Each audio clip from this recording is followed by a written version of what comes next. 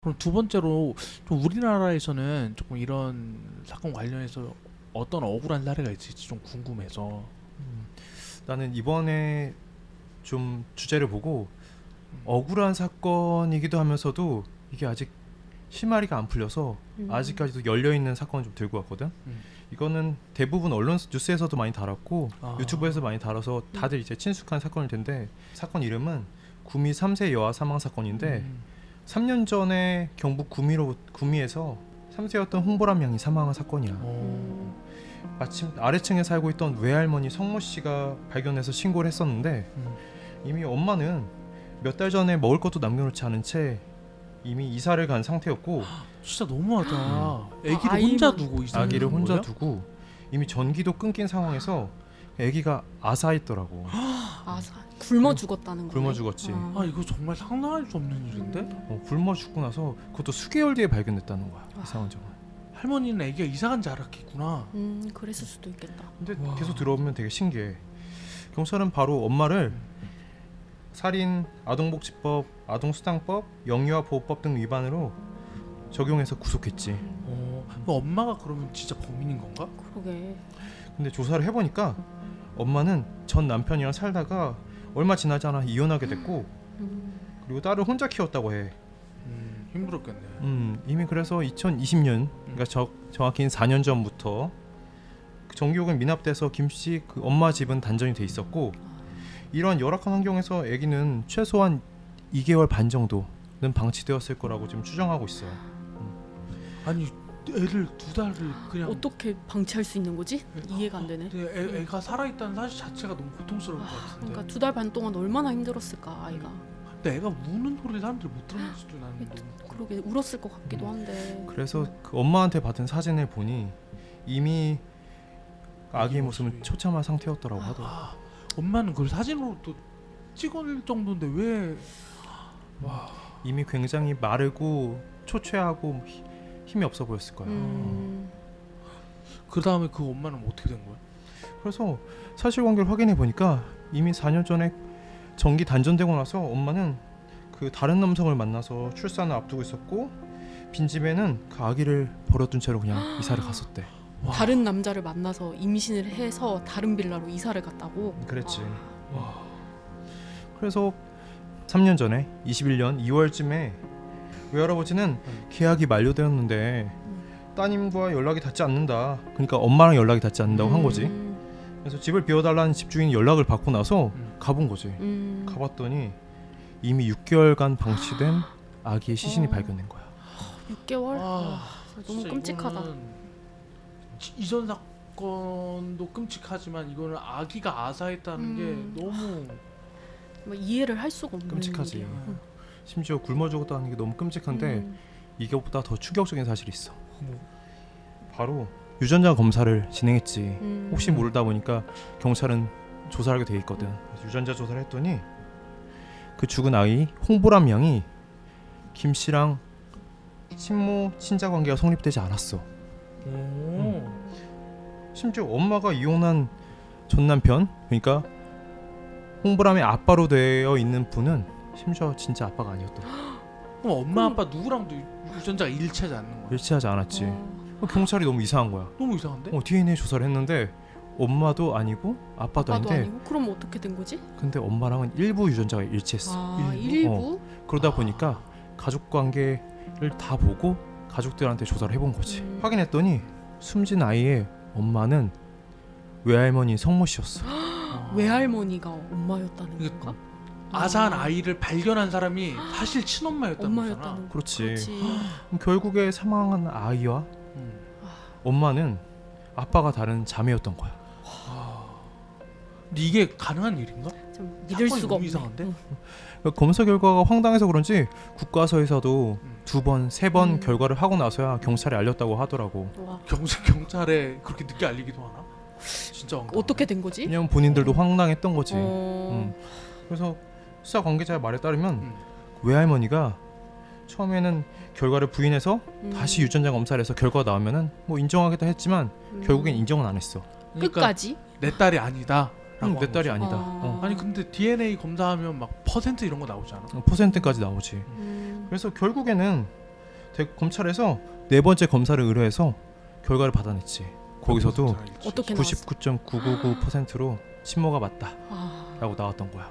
그러면 죽은 애 엄마가 외할머니인 게 맞는 거네. 맞지. 확실한 거네. 그렇지. 그러면 그 엄마인 줄 알았던 언니랑 외할머니인지 알았던 친엄마는 어떻게 된 거야? 결국 엄마인 줄 알았던 언니는 1심에서 징역 20년이 선고됐고 와, 그 애를 아사를 시키고 이사를 갔으니까 이거는 고의가. 살인이 고의구나 이게 그치, 인정됐구나. 살인이 인정되었지. 음. 그리고 외할머니인 줄 알았던 친엄마. 친엄마는 1심에서 징역 8년이 선고됐어. 근데 왜 8년 받은 거야? 그 내용은 음. 미성년자 약취 유인이 인정돼서인데 외할머니가 그 출산한 아기를 자기 딸이 낳은 실제 아기와 바꿔치기를 했다는 거야. 어떻게 아. 바꿔치기가 되는 거지? 그러니까 우리가 상식적으로 이해는 안 되는데 음. 그 산부인과 병원 안에서 외할머니인 엄마가 아기한테 있던 식별띠를 자기 아기한테 붙이고 그리고 겉싸기 안에 넣는 방법으로 마치 딸이 낳은 아기를 자기가 낳은 아기처럼 가져가고 자기가 낳은 아기를 딸이 낳은 아기처럼 거기 놓고 간 거지. 아, 그러니까 딸이 아기를 낳았는데 그 순간 와가지고 자기가 낳은 애로 바꿔치기를 그렇지. 해서 딸은 이게 진짜 자기 아기인 줄 알고 키웠던 거고 지금까지 자기 아기로 믿고 있었을 거야. 자기 아기로 믿고 있었는데 죽였어. 아사 하게끔. 각가지 살인 방법이 있지만 이사 집에 두고 가는 방법은 아, 진짜 생각지도 네. 못한 방법. 난 정말 이해를 할 수 없고 있을 수도 와, 없는 일이라고 진짜. 생각이 되는데 참. 자기 배로 낳은 아기라고 생각했음에도 불구하고 결국엔 놓아서 살인죄 인정돼서 20년이 선고됐고 결국 언니는 항소하지 않아서 20년이 확정이 됐어. 그럼 엄마는 어떻게 됐어? 그 엄마는 결국 항소를 했지. 근데 2심에서도 결국엔 8년이 선고됐어. 근데 진짜 신기한 건 대법원에서 딸은 맞지만 바꿔치기한 정황이 검사 측의 설명으로 충분하지 않다라고 해서 2심을 다시 하라고 한 거야. 그러니까 바꿔치기 했다라고 보기에는 약간 조금 부족하다. 그렇지, 이렇게 직접적인 보는 거였나? 증거가 부족하다. 뭐 CCTV 영상 이런 게 없으니까. 맞아. 식별표 같은 것들도 충분히 어떻게 떨어질 된 수 있다 건지. 이거지. 그럼 다시 재판을 했겠네? 그래서 어떻게 결국엔 됐어? 2심이 다시 진행됐어. 2심에서는 징역 2년 그리고 집행유예 3년으로 결정이 났어. 그럼 감옥에 안 가는 그게 거잖아. 뒤집힌 거네. 어떻게 보면. 결국에는 그 사체 은닉 혐의만 미수가 인정됐는데 아이 바꿔치기는 인정되지 않았던 거지. 와, 근데 이거는 아이 바꿔치기가 인정이 안 되면 이 모든 사건이 시작이 안 되지 않나? 그러니까 논리적으로? 거기서부터 이제 다 시작된 것 같은데 그걸 다 부인을 해버리니. 내 아이가 아니라고 음. 하는데 99.99% 유전자가 맞으면 바꿔치기가 왜 안 해? 인정이 안 되고 논리적으로 이 음. 사건이 어떻게 되는지가 궁금하네. 참. 이유는 아이가 어디로 갔는지 확인이 안 되는 거야. 언니가 확인. 낳은 아기가 어디로 갔는지 확인이 안 되고 유전자 검사 통해서 결국에는 친딸이란 결과가 나왔지만 이 사실만으로 딸을 바꿔치겠다는 근거가 되지 않지. 그럼 아빠는 누군지 밝혀졌나? 아빠는 안 밝혔어. 아빠는 누군지 모르고 정말 너무 안타깝고 이상한 사건이다. 안타깝고 이상한데 누구도 변호할 수가 없는. 그렇지. 죽은 아이는 어떻게 얘기를 할 수가 그러니까. 없으니까. 그렇지. 아까 일본 사건은 아빠와 애가 남아 있어서 피해자를 위해 변호하겠던데 지금은 이 사건은 피해자를 위해 힘쓴 사람이 아무도 없잖아. 그렇네. 애가 그냥 죽었고. 참 진짜 이런 경우 같은 경우는 이제 뭐 유괴라든가 이런 거 같은 경우는 형량이 좀 우리나라 원래 어떻게 돼? 그게 7년이야. 사체 음. 이게 7년. 유괴는 몇 년이지? 이게 10년이야. 10년이야. 아 사체 유기만 인정된 거고. 사체 유기만. 근데 이거마저도 근데 그걸로 나온 거잖아. 집행유예 나왔으니까 실제로는 형을 안 받게 그렇지. 됐으니까. 아 정말 너무 그렇다. 일단 오늘 법 잘할 친구들이랑 정말 소름 돋는 좀 이런 사건들 해봤는데 이게 얘기를 해보니까 너무 피해자들의 약간 아픔이 좀 느껴지는 것 같아서 굉장히 조금 끝맛이 씁쓸하다. 특히 애기가 그러니까. 피해자인 거는 정말로 아사할 때까지 그 고통이 너무 이제 짐작이 안 돼요. 이게 인간으로서 할 수 있는 짓일까 이런 생각도 들고. 그러니까 그래서 이제 어떻게 해야 됩니까? 이놈의 세상. 어떻게 하지? 이놈의 다 세상 어떻게 이게 해야 됩니까? 어떻게 좀 다 끌고 올까? 다 고소해버릴까? 그럴까? 다 사형제 무섭다? 부활 너무 무서운 얘기인가? 무섭기는 너무 한데. 무서워. 한데. 좀 필요한 것 같아. 이게 엄벌이 사용이 돼야지. 필요한 범죄도 있지. 맞아. 원래 근데 진짜 이견이 없는 범죄에 대해서는 음. 조금 사형 구할 얘기도 나오고 있다 보니까 그러니까 논의는 이런- 계속 되고 있으니까. 이런 파트는 되게 좀 무서운 것 같아서.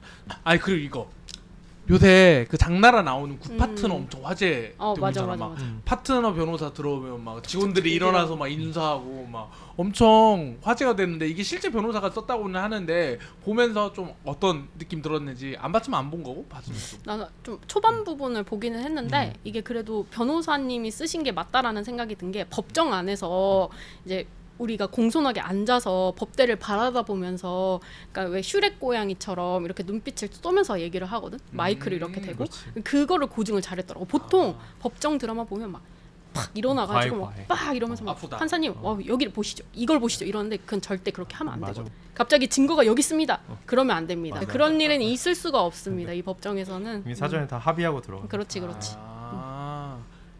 특이 사항은 안 된다.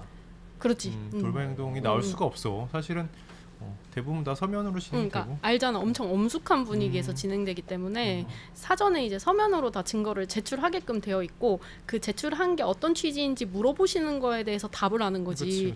막 이걸 보시죠 하면서 갑자기 이걸 제가 준비했습죠 이러면서 던지는 거는 약간 그것은 이제 이렇게 끌려나갈 수 있다. 그렇지. 현실은 그렇지. 그렇게 하실 거면 다음에 제출해 주세요 이렇게. 아직 알겠습니다. 제출 안 됐습니다. 이러고. 그러면 정말 변호사처럼 판사님 이의 있습니다. 존경하는 판사님 이의 있습니다. 보시죠. 이렇게 막 증거를 던져. 그럼 어떻게 되는 거야? 한 번쯤 그렇게 해봐도 될 것 같긴 그러면 한데. 아니야. 판사님이 좀 화를 내실 거야. 그러면 맞아. 이거를 서면으로 내십시오. 전자소송으로 내십시오. 이렇게 또 안내를 해주실 거죠. 안내를 이렇게. 맞아. 그리고 사건이 너무 많거든. 판사가 그거 다 들어주면서까지 앉아 있지는 않더라고. 전혀 듣지 않는 안타까운 상황이구만. 다 들어주시긴 하지만 시간이 너무 부족하여 빨리 맞아. 넘어가자. 뭐 죄송합니다. 이렇게 말씀해 주시는 판사님도 계시고. 맞아. 이혼 그러면 이혼 사건 관련해서 뭐 특이한 기억이나 뭐 이런 게 있나? 뭐 이혼 사건은 사실 이제 조정 전치주의라고 해서 이혼 소장을 접수를 해도 조정을 무조건 거쳐야 되거든. 그게 예를 들어서 옛날에 사랑과 전쟁 드라마 본 적 있지. 거기에 나오는 4주에 뵙겠습니다. 그러니까 그런 것처럼 서로 막 이렇게 얘기를 하는 친구 선생님을 이렇게, 안 만나면 못 이렇게 간다. 앉아서 이렇게 앉아가지고 원탁 같은데 이렇게 둘러앉는 그런 조정 절차를 거쳐야 되는데 거기서 이제 조정위원님을 어떤 분을 만나느냐에 따라서 또 이렇게 극적으로 또 해결이 되기도 하고 근데 또 막 서로 싸우기도 하고 여러 가지 일들이 벌어지기 때문에 막 이런 유명한 조정위원님도 계시니까 저 조정위원 만나면 헤어진 커플도 4주 안에 다시 붙는다. 아직까지 그런 조정위원은 못 만나봤네. 아직까지는 없고 이제 또 좋은 분들은 또 인생이라든지 결혼 생활에 대해서 좋은 말씀들 해주시고 또 막 당사자들이 막 울기도 하는데 또 약간 좀 힘든 분들도 이제 있기 때문에 그래서 나 같은 변호사가 있어야 된다 이런 거지. 변호사의 힘든 점을 여기까지. 너무 힘들다. 네. 그렇다면 두 친구 첫 촬영 소감 궁금한데 지연이부터 한번 얘기해 볼까? 오늘 이제 첫 촬영하면서 음. 좀 어떤 얘기를 할까 좀 고민을 했는데 내가 준비한 얘기를 이제 찾아보면서 막 난 눈물이 나는 거야. 왜냐하면 내가 또 아이 엄마이기도 하고 또 나였다면 어땠을까. 왠지 그 죽은 엄마가 죽으면서까지 부엌을 향해서 숨진 게 아이를 향해서 가려고 하다 죽은 건 아닐까. 나는 그런 생각이 들어서 너무 슬프더라고. 맞아.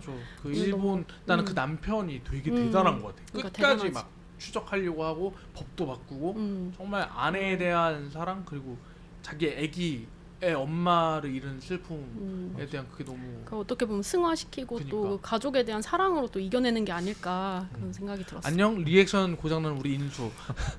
우리 인수는 어땠니? 나는 방송이 이렇게 어려운지 몰랐네. 나는 어쨌든 편집이 가능하니까 사실상 조금 마음 편하게 와서 어느 정도 읽다 보면은 모두가 다 재밌게 찍고 갈 수 있겠다 했는데 나에겐 너무 힘든 시간이었어. 아니야. 다음부터 쉬워질 거야. 왜냐면 나도 신문 기자 출신이거든. 방송 처음 갔을 때 굉장히 당황했는데 금방 되더라고. 그럼 다음번에는 좀 사기 관련 사건도 사람들이 궁금한 게 많고 요새 또 코인 사기 이런 것도 좀 많다 보니까 사기 관련한 것도 한번 에피소드로 준비해 보면 좋지 않을까 생각이 사기도 들었네. 재밌겠다. 아무튼 오늘 억울한 사람들의 친구 우리 서지현 변호사와 우리 언론인들의 친구 우리 인수님과 함께 이렇게 얘기를 해봤는데 우리가 아직 어색하지만 친구가 되려면 좀 시간이 필요하거든. 여러분뿐만 아니라 우리가 약간 시간이 필요해서 이번 에피소드는 여기서 마무리하고 다음에 다시 한번 보기로 할게. 쇼폼으로도 만나요. 안녕. 안녕.